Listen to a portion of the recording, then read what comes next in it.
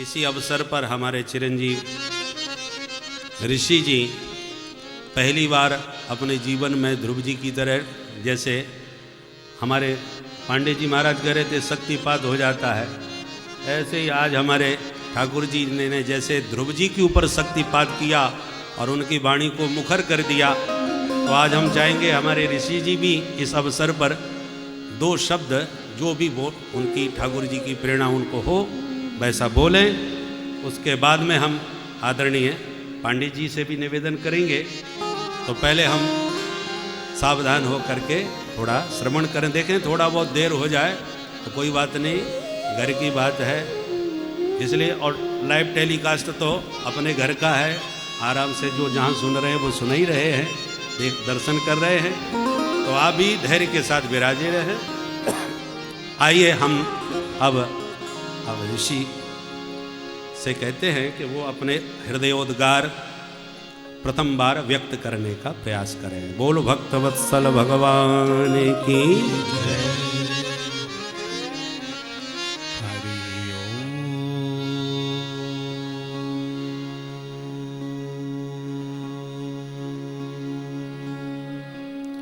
श्री गणेशाय नमः, श्री नारायणाय नमः, श्री सीतारामाभ्यां नमः। ध्येयं सदा परिभवग्नभीष्टदोहम्,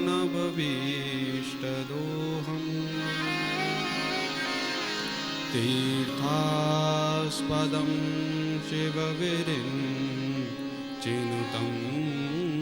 शरण्यम्। भृत्यार्तिहं प्रणतपालभवाब्धिपोतं,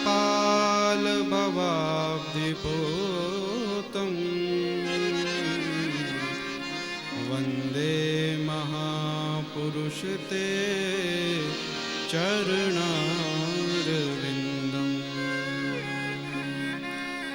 कृष्णाय वासुदेवाय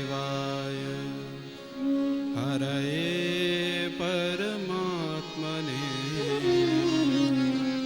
प्रणतक्लेशनाशाय गोविन्दाय नमो नमः। श्री कृष्ण कन्हैया लाल की जय। भागवत महापुराण की जय। जय जय श्री राधे। परात्पर अखिलेश्वर अखिल कोटि ब्रह्मांड के नायक श्री कृष्ण कन्हैया लाल जी को मेरा कोटि कोटि वंदन। व्यासपीठ पर विराजमान पूज्य पिताश्री एवं समस्त भक्तजनों को मेरा हृदय से प्रणाम। हम सभी का बड़ा सौभाग्य है कि आज श्रीधाम वृंदावन में हमें ये अवसर मिला है कि हम पिताजी के श्रीमुख से व्यासपीठ से श्रीमद् भागवत महापुराण का रसपान करें। वृंदावन धाम, वृंदावन धाम क्या है? वृंदावन धाम है भक्ति भूमि। वृंदावन धाम अलग अलग भूमि जो होती है वो अलग अलग वस्तु के लिए उपजाऊ होती है। जैसे कि यदि हम सेब का उदाहरण लें तो सेब हिमाचल प्रदेश में जो जितना अच्छा सेब हिमाचल प्रदेश में उगेगा यहाँ पे संभव नहीं है, और अगर उग भी जाता है तो वह स्वाद उसमें नहीं मिलेगा। उसी प्रकार जो वृंदावन धाम है यह एक भक्ति भूमि है। वृंदावन धाम भक्ति के लिए उपजाऊ भूमि है। यहाँ पर कौन आते हैं? यहाँ पर वे लोग आते हैं जो अपनी भक्ति को युवा बनाना चाहें। आप सभी ने पिताजी के मुख से सुना होगा, जैसे ही भक्ति महारानी वृंदावन धाम में आती हैं तो वो एक युवती में परिणित हो जाती हैं और खुशी के मारे नाचने लगती हैं। धन्यम वृंदावनम तेन भक्ति नृत्यति यत्र च। तो कौन लोग वृंदावन में आते हैं?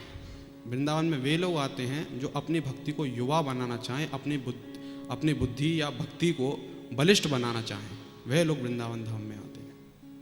वृंदावन एक आध्यात्मिक भूमि है। उसी प्रकार से श्रीमद् भागवत एक अध्यात्म ज्ञान है। अध्यात्म दीप मतिदिते ऋषिताम तमोंधम। भागवत क्या है? एक अध्यात्म दीप है जो हमारे हृदय में, हमारे मन में बसे हुए अज्ञान रूपी अंधकार का विनाश करता है। तो भागवत क्या है? अध्यात्म ज्ञान है। और हम कितने भाग्यशाली हैं, ये समय का संयोग देखिए कि वृंदावन धाम जैसी इस आध्यात्मिक भूमि पर श्रीमद् भागवत महापुराण जैसे इस आध्यात्मिक ज्ञान का श्री पाराशर अध्यात्म पीठ में हम लोग श्रवण कर रहे हैं। इससे अच्छी बात क्या हो सकती है? तो वृंदावन धाम एक भक्ति भूमि है। ऐसे ही जब अर्जुन ने महाभारत में भगवान कृष्ण से आत्म कल्याण के लिए पूछा कि मैं अपना आत्म कल्याण कैसे करूं, एक मनुष्य अपना आत्म कल्याण कैसे करे, तो भगवान ने गीता के रूप में, गीता उपदेश के रूप में अर्जुन को 18 योग बताए, जिसमें से गीता का 12वां अध्याय है भक्ति योग। तो भक्ति योग क्या है? भक्ति क्या चीज़ है? भक्ति कैसे करते हैं? आप सभी लोग वृंदावन धाम में आए हैं। अब वृंदावन धाम में आए हैं, चलो भैया परिक्रमा लगा लेते हैं। तो क्या परिक्रमा लगाना को भक्ति कहते हैं? क्या भगवान के आगे दीप जलाने को भक्ति कहते हैं, या अगरबत्ती जलाने को भक्ति कहते हैं, या भगवान का भजन करने को भक्ति कहते हैं? भक्ति आखिरकार कहते किसको हैं? भक्ति क्या है? भक्ति कैसे करें? यही बात भगवान ने अर्जुन को भक्ति योग में बताई है। मय्येव मन आधत्स्व मयि बुद्धि निवेशय। भगवान कहते हैं भक्ति करने के 4 उपाय हैं, 4 क्रिया हैं जिससे आप भक्ति कर सकते हो। प्रथम क्रिया भगवान ने क्या बताई? मय्येव मन आधत्स्व मयि बुद्धि निवेशय। भगवान कहते हैं अपने मन और बुद्धि को मुझ में समर्पित करो, वही भक्ति है। मन और बुद्धि, कोई भी क्रिया ऐसी की जाए जिससे आप हमारा मन और बुद्धि भगवान में समर्पित हो, उसको भक्ति कहते हैं। तो मन और बुद्धि समर्पित कैसे करें? उदाहरण स्वरूप ले लेते हैं।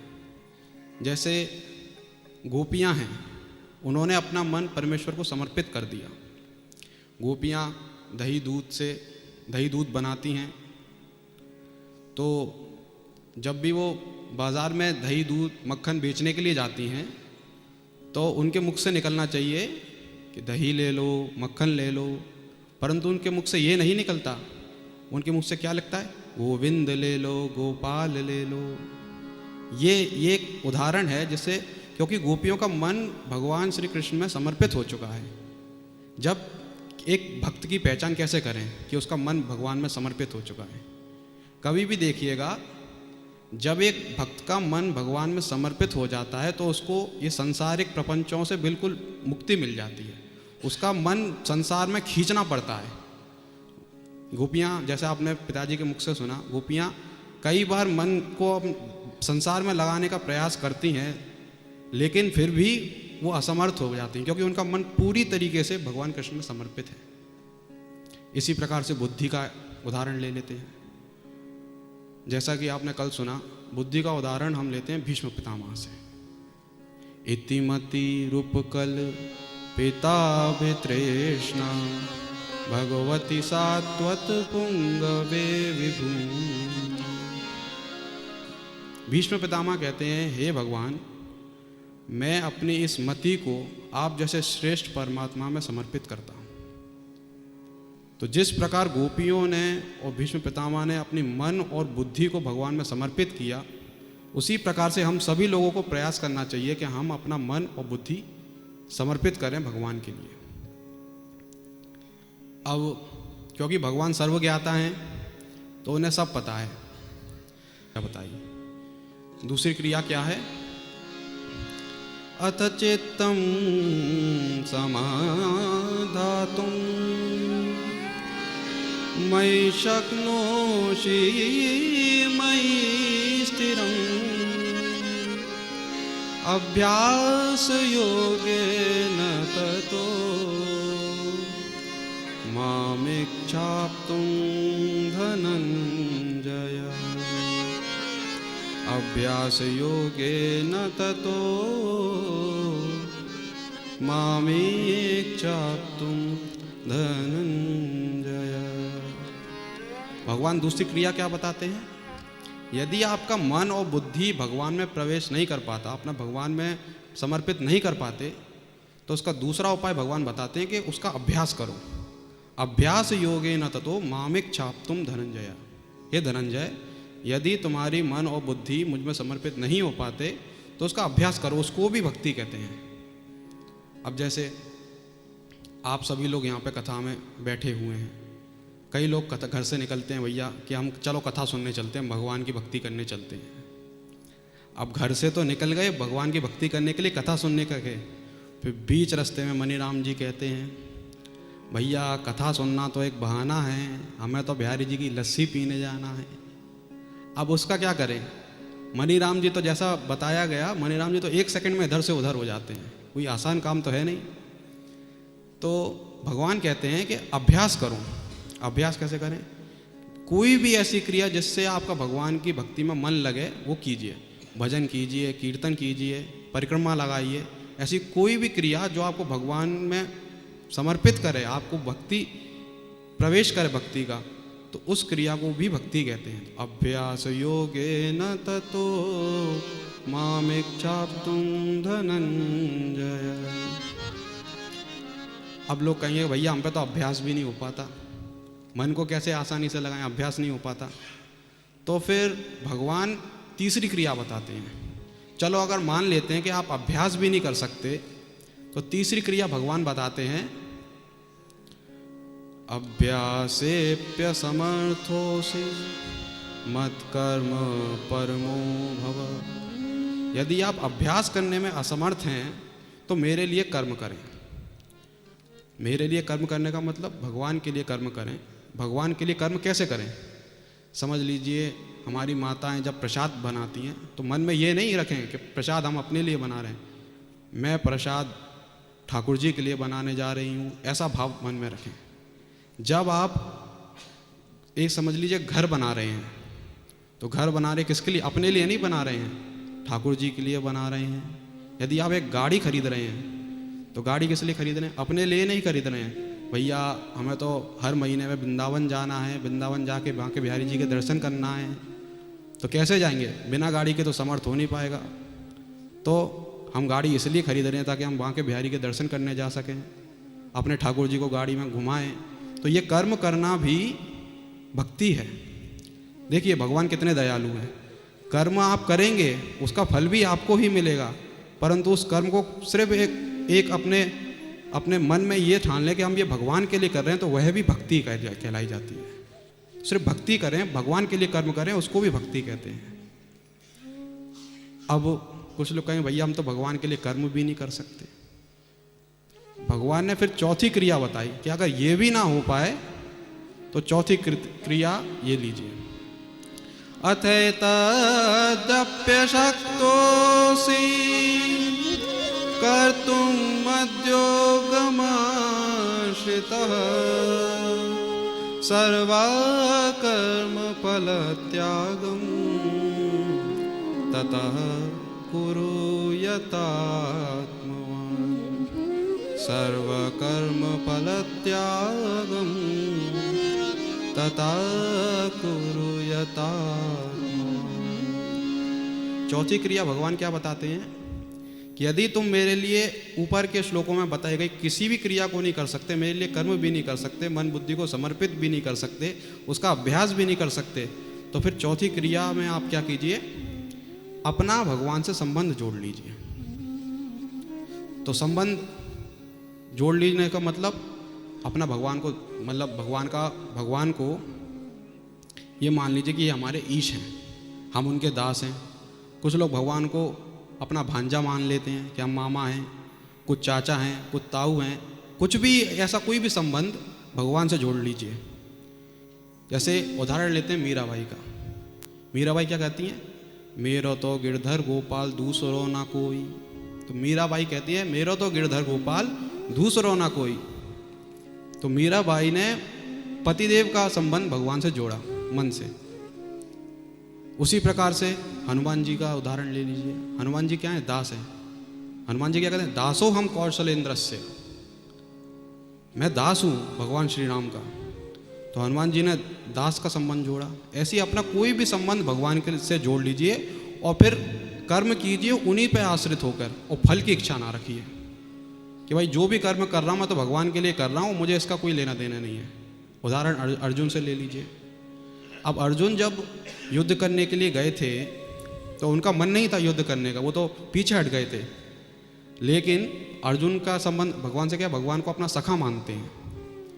तो अर्जुन ना चाहते हुए भी सिर्फ भगवान के लिए, उन्होंने फल की इच्छा नहीं करी, ना चाहते हुए भी उन्होंने महाभारत का युद्ध लड़ा भगवान के लिए, क्योंकि उन्होंने भगवान ने कहा और उन्होंने मान लिया, उन्होंने फल की इच्छा नहीं करी। इसी प्रकार से अपना कोई ना कोई संबंध भगवान से जोड़ लीजिए, फल की इच्छा ना कीजिए, उन पर आश्रित होकर कर्म कीजिए। ये 4 क्रिया भगवान ने बताई हैं भक्ति के लिए। इस तरीके से आप भक्ति कर सकते हैं। कोई भी क्रिया जो आपको पसंद आए आप कर सकते हैं। अब क्योंकि भगवान ने इतना अच्छा सौभाग्य मुझे प्रदान किया है और इससे अपने वातावरण से जैसा मैं रहता हूँ उससे मेरे को एक चीज़ की अनुभूति हुई है। मुझे एक चीज़ पता चली है जिससे ये चारों क्रिया हम एक साथ कर सकते हैं। कैसे कर सकते हैं चारों क्रिया एक साथ? तो चारों क्रियाओं को एक साथ करने का सिर्फ एक ही उदाहरण है। केवल साधु संतों के और विद्वत जनों के चरणों में चले जाओ। पिताजी ने अभी बताया ना कि बिजली का तार पकड़ोगे आप अनभिज्ञ होके भी करंट तो आपको लगेगा ही लगेगा। उसी प्रकार से साधु संतों के पास जाओगे तो भले ही आप कितने भी बड़े पापी क्यों ना हो, साधु संतों के चरणों में जाने से और विद्वत जनों के चरणों में जाने से आपके अंदर भक्ति का प्रविष्ट हो जाएगा। उदाहरण ले लेते हैं एक बच्चे से। जैसे पहली क्रिया क्या है? मन और बुद्धि को भगवान में समर्पित करना। जब एक छोटा बच्चा पहली बार स्कूल जाता है तो काफ़ी ज़्यादा रोता है, गिड़गिड़ाता है कि मैं नहीं जाऊँगा, मैं नहीं जाऊँगा। लेकिन फिर भी हम लोग जो माता पिता होते हैं वो उसको ज़बरदस्ती भेजते हैं, क्योंकि वो जानते हैं कि इसमें उसका लाभ है। वो स्कूल में जाता है, स्कूल में जाके भी रोता है, उसका मन नहीं लगता पढ़ाई में कि भाई हमें तो घर पे जाना है। अब रोता है, उसके बाद भी अब लेने का कोई ऑप्शन ही नहीं है। माता पिता तो छोड़ चुके उसको स्कूल में, तो स्कूल में रोता है, फिर भी उसका मन नहीं लगता पढ़ाई में। लेकिन मन ना लगने के बाद भी स्कूल में जैसे जो भी विषय पढ़ाया जा रहा है, अध्यापक जो भी चीज़ पढ़ा रहा है वो उसके कानों में तो जा रहा है, विद्या उसके कानों में जा रही है, भले ही वो समझे नहीं। उसी प्रकार से अभी उसका मन और बुद्धि उस पर समर्पित नहीं हो पाया है विद्या के लिए। ऐसे हम लोग भक्तों का भी यही हाल है। हम शुरुआत में प्रयास करते हैं लेकिन हमारा मन भटक जाता है, समर्पित नहीं हो पाता।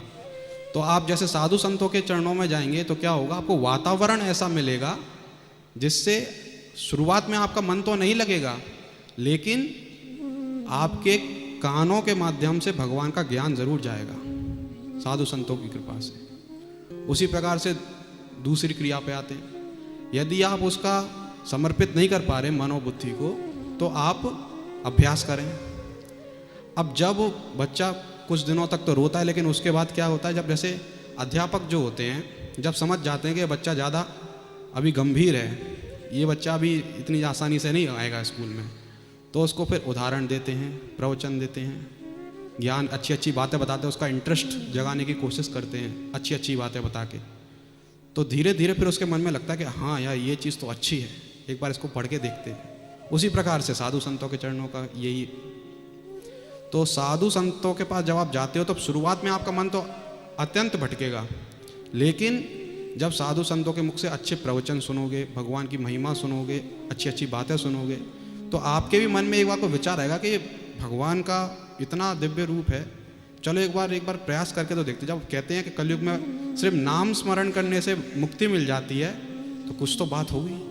तो इससे आपका इंटरेस्ट धीरे धीरे जगने लगता है। तो दूसरी क्रिया अभ्यास। आप अभ्यास करने का प्रयास करते हैं। अब अभ्यास करने का प्रयास करते हैं, उसके बाद आती है तीसरी क्रिया। तीसरी क्रिया क्या है कि अगर यदि आप पे अभ्यास नहीं हो पाता तो भगवान के लिए कर्म करो। अब भैया कर्म कैसे होगा?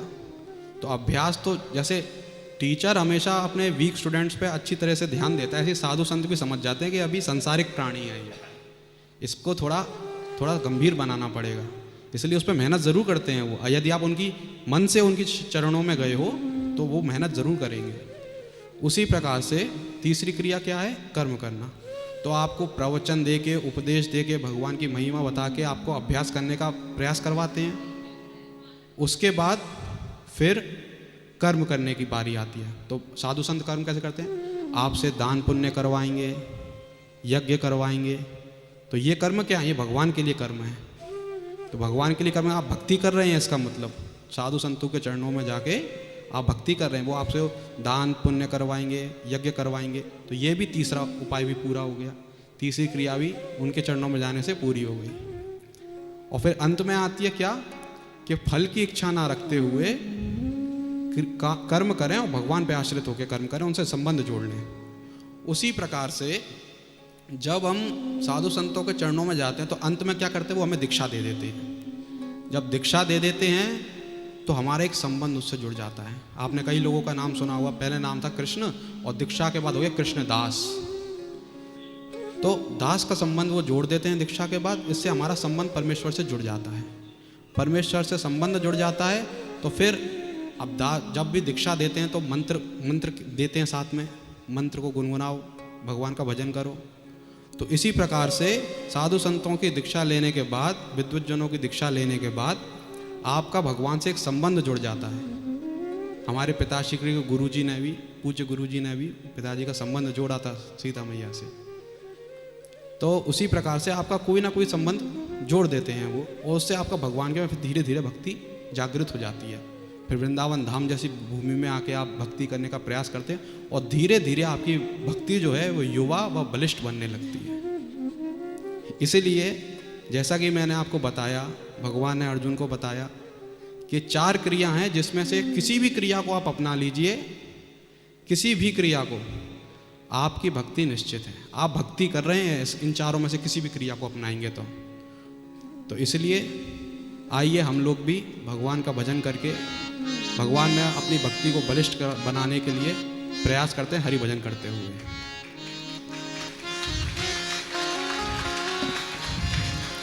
हे गोपाल राधे कृष्ण गोविंद गोविंद, हे गोपाल राधे कृष्ण गोविंद गोविंद, हे गोपाल राधे कृष्ण गोविंद गोविंद, हे गोपाल राधे कृष्ण गोविंद गोविंद, कृष्ण गोविंद गोविंद राधे गोविंद गोविंद, कृष्ण गोविंद गोविंद राधे गोविंद गोविंद, कृष्ण गोविंद गोविंद राधे गोविंद गोविंद, कृष्ण गोविंद गोविंद राधे गोविंद गोविंद,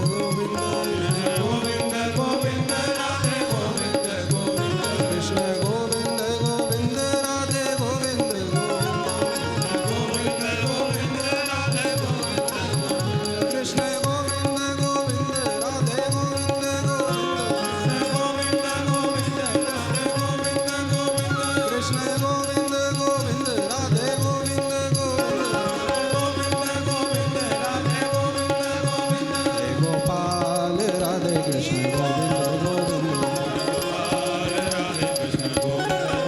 हे गोपाल राधे कृष्ण गोविंद गोविंद